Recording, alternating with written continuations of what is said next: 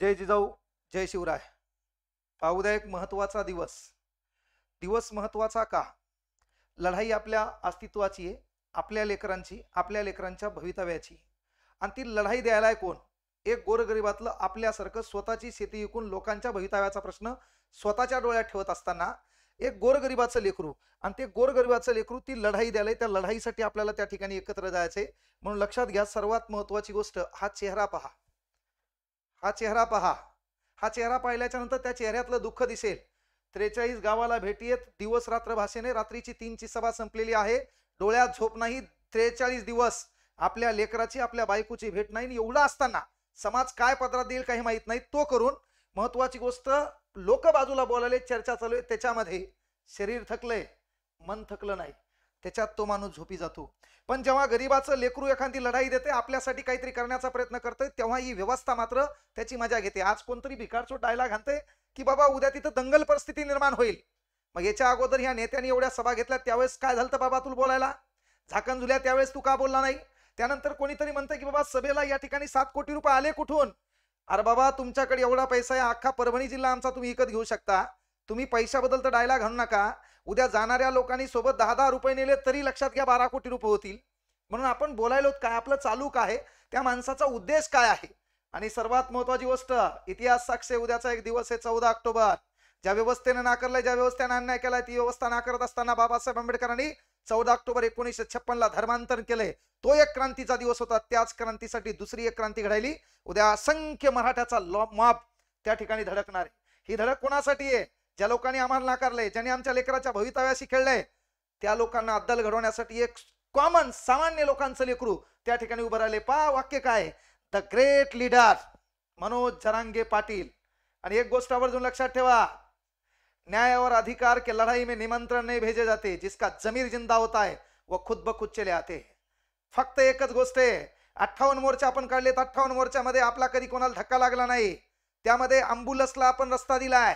त्यामध्ये सर्वात महत्वाची गोष्ट, कुठं जीवितहानी झाली नाही, कोणाचा कोणाला हात लागला नाही, पाय लागला नाही. शांततेत आपण मोर्चे काढले, याची रेकॉर्ड गिनीज बुक मध्ये झाली. उद्याची सभा मात्र आगळी वेगळी आहे.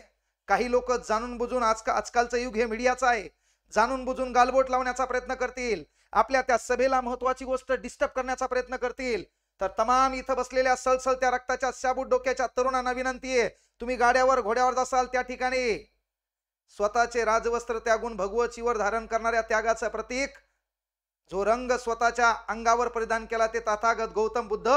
आणि सामान्य जनतेच्या हितासाठी स्वतःच्या भवितव्याचा विचार न करता, स्वतःच्या राज्याचा विचार न करता, मला जनसामान्यांसाठी राज्य निर्माण करायचंय, ते त्यागाचं प्रतीक म्हणजे भगवा रंग. आणि रक्षण करते छत्रपती शिवाजी महाराज.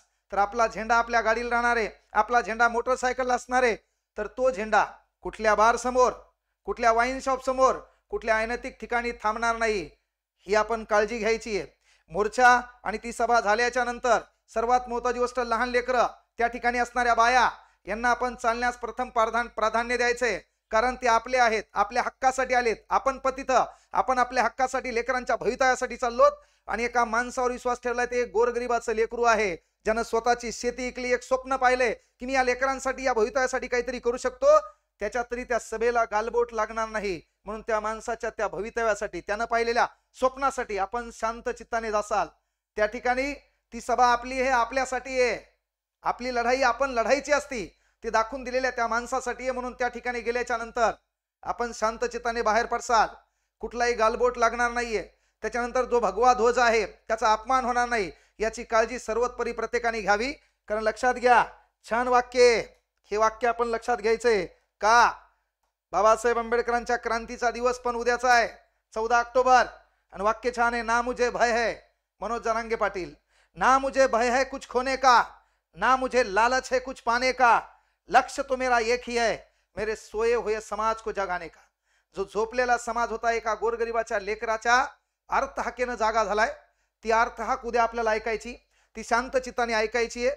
महिला, लहान लेकरांची बरोबर काळजी आपल्याला घ्यायची आहे. आणि आपल्या झेंड्याचा कुठं अपमान होणार नाही याची आपण काळजी घेसाल. असा तुमच्यातला तुमचा एक शिक्षक असताना त्या लेकरांची अर्थहक्क आहे, त्या लेकरांच्या समस्या काय आहेत त्या जवळून जाणल्यात, म्हणून त्याबद्दल बोलतो.